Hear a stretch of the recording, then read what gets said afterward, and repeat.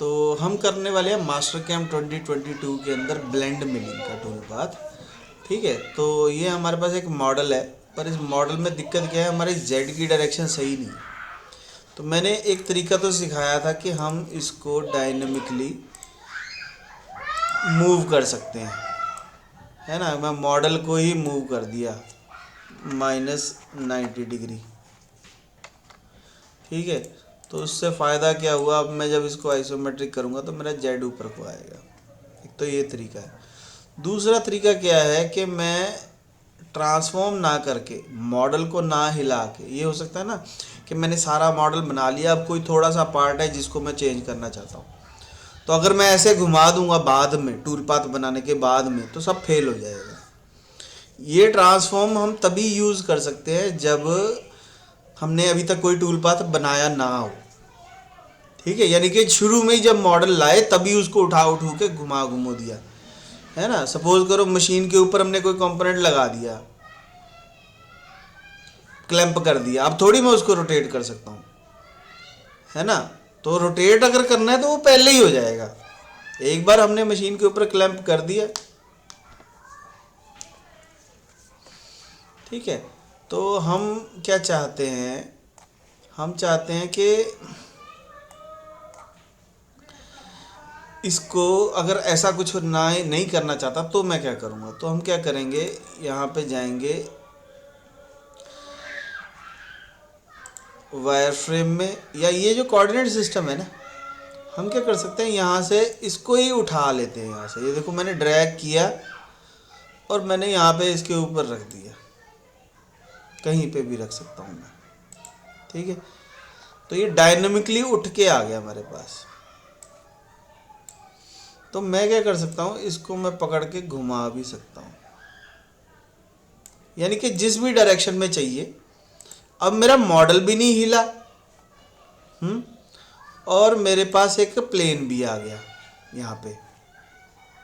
ठीक है, अब जब मुझे इस प्लेन पे काम करना होगा तो मैं क्या करूँगा, ये जो सी लिखा हुआ है इसको बोलते हैं कंस्ट्रक्शन प्लेन। यहाँ पे भी है, ये देखो सी प्लेन। तो जो सी प्लेन हम एक्टिव कर देंगे, ये देखो अब प्लेन के सामने सी लिखा हुआ आ गया। ठीक है, मैं चाहूँ तो जी का मतलब होता है ज्योमेट्रिक व्यू, जो हम देख रहे हैं वो चीज़ भी मैं सामने कर सकता हूँ। तो यानी कि जिस भी प्लेन के ऊपर मुझे काम करना है वो सी प्लेन होना चाहिए, वो कंस्ट्रक्शन प्लेन होना चाहिए। अब मुझे अगर इस फेस पे काम करना है तो मेरे को एक प्लेन क्रिएट करना पड़ेगा जो इस सरफेस के नॉर्मल हो। दूसरा तरीका क्या है, यहाँ से करो फ्रॉम सॉलिड फेस, और जो फेस सेलेक्ट कर देंगे XYZ उसके हिसाब से आ जाएगा बड़ा आसानी से। इसका नाम क्या है, प्लेन 1। ठीक है, अब मुझे इसके ऊपर अगर सर्कल बनाना है तो मुझे कंस्ट्रक्शन प्लेन को प्लेन 1 के ऊपर करना पड़ेगा। यानी कि एक सिंपल सी बात अगर समझाऊं, अगर मुझे दीवार के ऊपर कुछ लिखना है तो मेरा सी प्लेन जो है वो दीवार पे होना चाहिए। अगर मुझे फर्श पे कुछ लिखना है तो मेरा सी प्लेन जो है मेरे फर्श पे होना चाहिए। अगर मुझे टेबल पे कुछ लिखना है तो मेरा सी प्लेन जो है वो टेबल पे होना चाहिए। यानी काम कहाँ होगा, जहाँ सी प्लेन होगा। ठीक है, तो इस सी प्लेन को हमेशा नज़र में रखना है कि मेरा सी प्लेन कहाँ है। 3 एक्सिस 4 एक्सिस 5 एक्सिस में फ़र्क सिर्फ इसी का है, प्लेन का, कि मेरा टूल किस दिशा से आएगा। टूल हमेशा जेड की दिशा से आएगा। ठीक है, टूल जब भी आएगा तो जेड की दिशा से जाएगा। और मेरी 4 एक्सिस है तो एक्स एक्सिस मेरी घूमती है, कईयों की बी घूमती है, कईयों की ए घूमती है, मान लो हमारी एक्स घूमती है।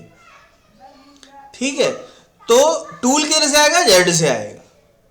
टूल हमेशा जेड से आएगा, चाहे मेरी मशीन कैसी भी हो, 3 एक्सिस हो, 4 एक्सिस हो, 5 एक्सिस हो, टूल जेड से आना है।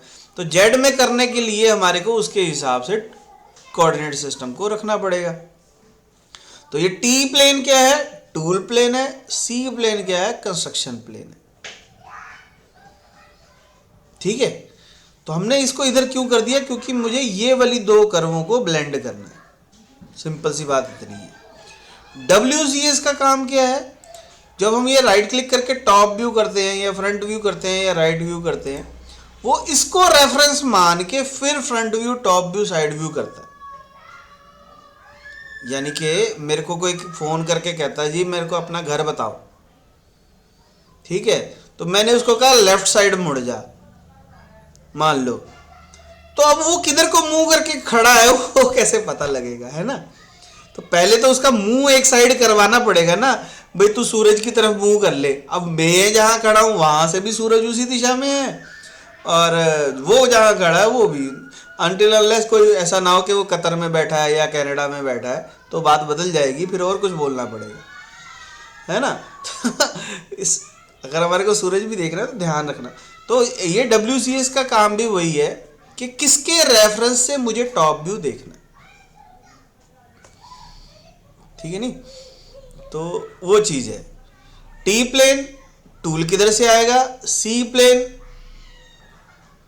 कंस्ट्रक्शन प्लेन है, और हमारा जो कि हमारे पास सी प्लेन है जहां मुझे काम करना है, टी प्लेन की तरफ से मेरा टूल आएगा, WCS रेफरेंस है कि जिसके हिसाब से ये टॉप व्यू फ्रंट व्यू आता है, सिंपल बात। तो मैंने सी प्लेन ऊपर कर लिया, जेड की डायरेक्शन मेरी ठीक हो गई, ठीक है। इससे मुझे कोई मतलब नहीं है, अगर दिल कर रहा है तो इसको भी प्लेन वन ही कर दो, ठीक है। तो तीनों हमारे plane one plane one plane one है, ये सबसे सही जगह है। उसके बाद मुझे ये वाली कर्व और ये वाली कर्व 3D में चाहिए, तो कर्व ऑन एज करके ये कर्व सेलेक्ट कर लो, ओके, ये कर्व सेलेक्ट कर लो, ओके। अब यहाँ पे 2D कर्व आ गई, ठीक है। यहाँ से वायर फ्रेम करके देखो, ये देखो नीले रंग में 2D कर्व आ गई, यहाँ से क्लियर कलर कर सकते हैं, ठीक है। तो ये एक मेरे पास कर्व आ रही है, एक कर्व ये आ रही है, जिन दोनों को मुझे ब्लेंड करना है।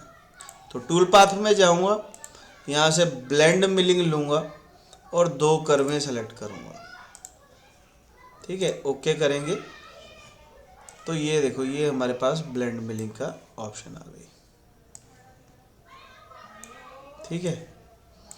तो इसको थोड़ा सा ऐसे कर लेते हैं ताकि हमारे को देखने में आसानी हो, ठीक है। तो ये क्या पूछ रहा है हमारे से, रीजन, मशीन रीजन, है ना।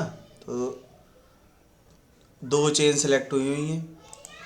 कटिंग पैरामीटर में ये सब कुछ अभी बाद में देखते हैं, पहले एक बार ओके कर देते हैं।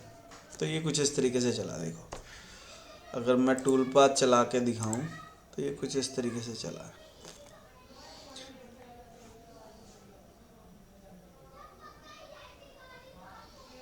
ठीक हो गया।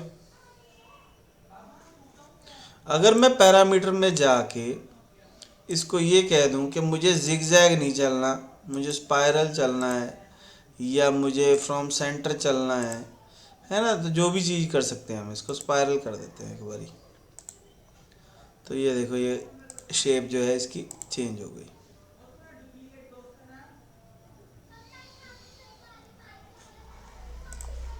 अगर मैं पैरामीटर चेंज कर दूं, इसको कर दूं वन वे, तो ये उठ उठ के चलेगा।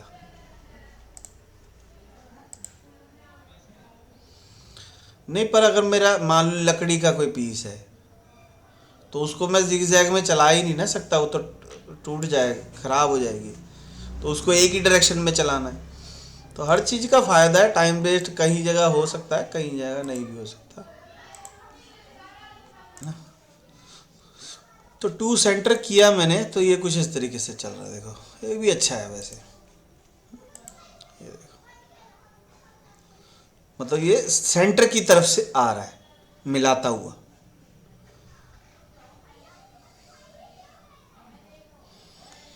ठीक हो गया। तो ये बात बन गई हमारी। अब देखो ये जो दो कर्व हैं, मुझे इनके दोनों के अंदर चलाना है, इनसाइड।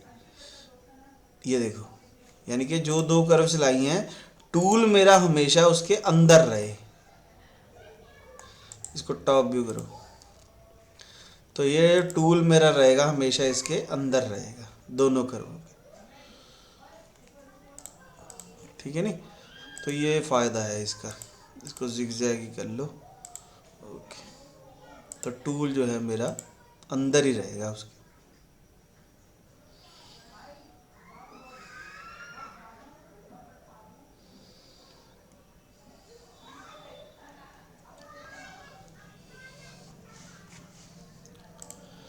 ठीक हो गया। उसके बाद अगर हमारे को अंदर की जगह आउटसाइड करना है तो मेरा टूल जो है बाहर से चलना शुरू हो जाएगा। यानी जो दो मैंने कर्वे सेलेक्ट किए हैं थोड़ा सा उससे एक्स्ट्रा निकल के आएगा। ठीक है, तो ज़्यादातर मेरे को इनसाइड ही ठीक रहेगा। उसके बाद ये है कि स्टेप ओवर कितना देना है ना, हर बार टूल आगे कितना जाए। अगर मैं इसको कम कर दूंगा तो ये जो है नज़दीक नज़दीक हो जाएंगे। ठीक है, अगर मेरा हार्ड मटेरियल है तो इसको मैं कम करता जाऊंगा, अगर मेरा सॉफ्ट मटेरियल है तो मैं इसको ज़्यादा करता जाऊंगा। ठीक है, पैरामीटर में जाएंगे। अब ये अलोंग चलाना है या अक्रॉस चलाना है? अभी जो चल रहा है वो अलोंग चल रहा है। अक्रॉस करके देखते हैं क्या होता है। ये देखो, टॉप व्यू करके देखो, अब इसकी डायरेक्शन बदल गई। पहले टूल ऐसे ऐसे चल रहा था, अभी जो है ये कुछ इस तरीके से चलेगा।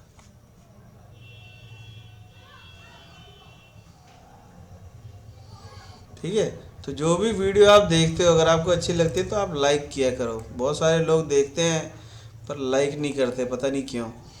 मुझे इस बात का समझ में नहीं आता। हम इतनी मेहनत करके वीडियो बनाते हैं, लोग लाइक भी नहीं करते हैं, है ना। नहीं पसंद आई तो डिसलाइक करो, क्या दिक्कत है, करो तो सही ना, पता तो लगे नहीं पसंद आई, बात खत्म, है ना। तो उसके हिसाब से फिर अच्छी बनाएंगे अगली बार। पर लाइक करो या डिसलाइक करो या कमेंट करो, है ना। अच्छा कमेंट करो, बुरा कमेंट करो, वो अलग बात है, पर जैसा भी लगे वैसा करो। ठीक है, तो हमारे को समझ में आया कि जिगजैग से क्या होता है, इनसाइड से क्या होता है, अलोंग से क्या होता है, क्रॉस से क्या होता है, स्टेप ओवर से क्या होता है ना, फर्स्ट टाइम फीड में क्या होता है, पहली बार कितने परसेंट। ऐसा ना हो ना पहली बार में घुसा दो तुम उसके बीच में। तो पहला हम कट जो है वो छोटा मार सकते हैं, बड़ा मार सकते हैं, वो हमारी मर्जी है। ठीक है, तो हमारी उसके हिसाब से कर सकते हैं। अब ये एंट्री और एग्ज़िट है। एंट्री और एग्ज़िट का मतलब क्या है कि भाई मैं चाहता हूँ कि थोड़ा सा बाहर से शुरू हो जाए पहले ही, ताकि कोई बर वगैरह हो तो वो प्रॉब्लम ना आए। तो हमने कहा जी 2 mm इधर से एक्स्ट्रा हो जा, 2 mm इधर से एक्स्ट्रा हो जा। स्टॉक में कर देता हूँ 0। ठीक है भाई, मुझे मटेरियल नहीं छोड़ना फिनिशिंग के लिए, तो बस काट दे। तो ये थोड़ा सा बाहर से चलना शुरू हो जाए।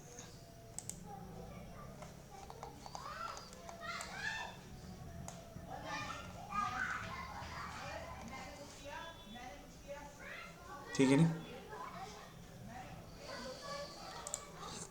तो ये हमारे को समझ में आया कि ब्लेंड मिल में क्या क्या पैरामीटर हैं। उसके बाद डेप्थ ऑफ कट है कि आपको कितने कट लगाने हैं, कितने कितने का कट लगाना है। मैंने कहा जी मान लो 1-1 mm का कट लगाना है। फिनिशिंग पास देना है कि नहीं देना, मैंने कहा जी 1 mm का फिनिशिंग पास देना है जो 1 mm मटीरियल कट है।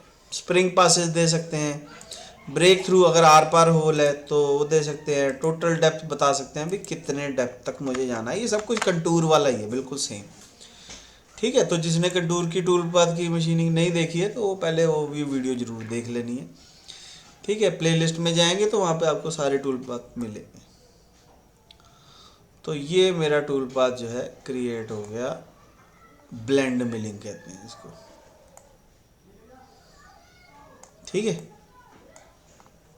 दो चीज़ों, दो कर्वों को मिलाना चाहते हैं हम with the help of blend curve. ठीक है, तो सबसे इम्पोर्टेंट चीज़ मुझे लगता है ये इनसाइड है, और उसके बाद ये है जिगजैग में चलाना है, उसके बाद अक्रॉस अलोंग है, उसके बाद एंट्री है। ठीक है, ये चीज़ें ज़रूर पता होनी चाहिए। बाकी ये फिनिशिंग पासेस, ब्रेक थ्रू, ये सब कुछ कंटूर जैसा ही है, फीड स्पीड सब कुछ सेम है। कटिंग पैरामीटर सबसे इम्पोर्टेंट है। ठीक है, तो मेरे ख्याल से समझ में आ गया होगा कि हम ब्लेंड मिलिंग को कैसे यूज़ कर सकते हैं। ठीक है, वीडियो पसंद आए तो लाइक करना है, नहीं पसंद आए तो डिसलाइक करना है। कमेंट बॉक्स में लिखो क्या चीज़ अच्छी लगी, अगर नहीं पसंद आई तो क्या चीज़ नहीं पसंद आई, है ना। और अगर कोई दिक्कत आ रही है तो वो भी कमेंट बॉक्स में लिखो, ताकि नेक्स्ट वीडियो जब हम बनाए तो उसका आपको सोल्यूशन बताया जा सके। अगर चैनल पसंद आता है तो ज्वाइन का बटन दबा के मेंबरशिप भी ले सकते हैं, उसमें भी आपको बहुत सारे डिटेल ट्यूटोरियल मिलेंगे। ठीक है, 85 के करीब हो चुके हैं वो। जो मेंबरशिप है वो मंथली सब्सक्रिप्शन है एक्चुअली, ठीक है। तो उसमें डिफरेंट डिफरेंट हैं, जैसे 19, अगर आपको सिर्फ काम अच्छा लग रहा है मेरा, तो वो है सिर्फ 119 रुपये का, मतलब एज ए एप्रिसिएशन है वो। और 199 का है जिसके अंदर हम मॉडल वगैरह, सॉफ्टवेयर की हेल्प, कुछ ऐसे सॉफ्टवेयर का लिंक वो प्रोवाइड करते हैं। एक 799 का भी है जिसमें हम, अगर कोई हमारे को कहता है कि ये जी ये मॉडल है हमारा, इसके ऊपर आप मशीनिंग करके दिखा दो हमारे को, या ट्यूटोरियल बना दो, या कोई कहता है जी मेरे को जी जैसे स्वर्फ मिलिंग नहीं पता क्या होता है, या 3+2 नहीं पता, तो हम स्पेशल ट्यूटोरियल उसको बना के दे देते हैं उस पर्टिकुलर टॉपिक पे जो भी वो बोलता है। और एक स्टेप बाय स्टेप ट्यूटोरियल भी है जिसमें हम क्या कहते हैं, मतलब एक सीरीज़ बना रखी है हमने, मास्टर कैम की भी और सॉफ्टवेयर की भी, एनएक्स की, सबकी सीरीज़ बनी हुई है। तो वो हम हर वीक 2 ट्यूटोरियल डालते हैं, वो स्टेप बाय स्टेप मिलेंगे, जैसे डे 1, डे 2, डे 3, डे 4, ऐसे हर वीक 2 आएंगे वो। तो इसीलिए मंथली सब्सक्रिप्शन है, ताकि अगले मंथ उसको रिन्यू करेंगे तो वो अगले में भी मिलता जाएगा उसको, है ना। तो वो बेनिफिट है उसका, तो ज्वाइन कर सकते हैं, बड़ा अच्छी चीज़ है वो। जितने भी हमारे स्टूडेंट्स हैं उनको हम रिकमेंड करते हैं कि 199 करो, जिन्होंने हमारे से कोर्स किया है, ताकि कोई स्पेशल ट्यूटोरियल तो उनको मिल ही जाए कम से कम, है ना। तो जो भी स्टूडेंट है उनको हम ओपन कर देते हैं सब सारी चीज़ों का एक्सेस, तो वो फ़ायदा हो जाता है। चलो जो भी है, इसको हम ब्लेंड में मिलिंग हमारा कंप्लीट हो गया। नेक्स्ट इसमें हम देखेंगे कि स्वेप्ट 2D और स्वेप्ट 3D क्या है, ठीक है। तो वो उसके लिए हम रिकॉर्डिंग नेक्स्ट ट्यूटोरियल में बनाते हैं।